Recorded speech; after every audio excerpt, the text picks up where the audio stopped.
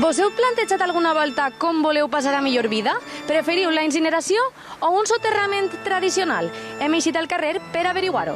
Yo que me incineraren. Yo prefiero que me incineren. Que m'incineren. Incineración, seguro. Incineració. Incineració. Jo enterramiento. A dia d'avui que m'enterren. Jo crec que m'enterren. Pues perquè si te fiquen en el nicho i avant, pues normalment se te minxen els cucs, ¿no? Entonces es un poc per higiene. Pues porque en el momento que desapareces de esta vida, tu cuerpo poco sentido tiene.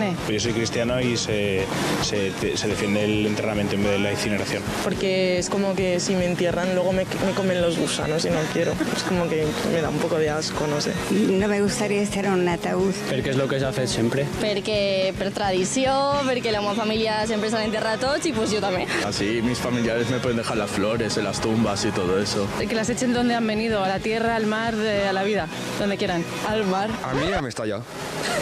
En el mar, porque me encanta el mar. En plan, que sea como un atardecer súper bonito y que tiren ahí las cenitas y ya está.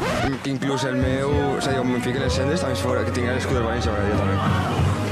Ja ho heu vist, pareix que la tendència està canviant i que la incineració és l'opció més elegida.